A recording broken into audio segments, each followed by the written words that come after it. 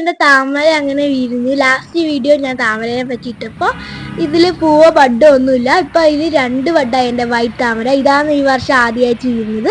ഞാൻ അതിന്റെ സന്തോഷത്തിലാണ്. ഇതിന്റെ ഈ റെഡ് താമരയിലും മൊട്ട് വന്നു. റെഡ് താമര ഞാൻ കുറെ ദിവസമായിട്ട് ബഡ് വരാനുള്ള വെയിറ്റ് ചെയ്യാൻ. ഇപ്പൊ ബഡ് വന്ന് ഈ കുറച്ച് ദിവസം കൂടി കഴിഞ്ഞാൽ ഇത് ബ്ലൂ വിരിയും. അന്നേരം ഞാൻ നിങ്ങൾക്ക് വീഡിയോ കാണിച്ചു തരാം. അന്നേരം നമുക്ക് വീട്ടിൽ ഈസി ആയിട്ട് വളർത്താൻ പറ്റും. പക്ഷെ പലരുടെയും ചെയ്ത താമരക്ക് കുറെ സ്പേസ് വേണം, കുളം വേണം, അങ്ങനെയൊന്നുമില്ല. പ്രായ സൂര്യപ്രകാശം മാത്രമേ താമരക്ക് ആവശ്യമുള്ളൂ.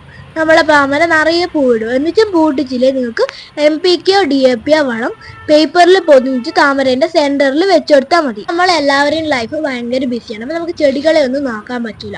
കാരണം അവർക്ക് വെള്ളം ഒഴിക്കാനോ ഒന്നിനും നമുക്ക് സമയം ഉണ്ടാവില്ല. ഇതുപോലത്തെ ബിസി ലൈഫ് ഉള്ളവർക്ക് പറ്റിയ ഒരു ചെടിയാണ് താമര. നമ്മൾ ഇതിന് ഒരിക്കൽ വളം ഇട്ട് കൊടുത്താൽ പിന്നെ നമുക്ക് 1 മാസം കഴിഞ്ഞിട്ട് ഇതിന് വെള്ളം ഇടേണ്ട ആവശ്യമില്ല. മാത്രമല്ല നമുക്ക് ടബിൽ വെള്ളം ഒഴിച്ച് വെക്കുന്നതുകൊണ്ട് വെള്ളം ഒഴിക്കേണ്ട ആവശ്യമില്ല. അപ്പൊ ഞാൻ മറക്കല്ലേ.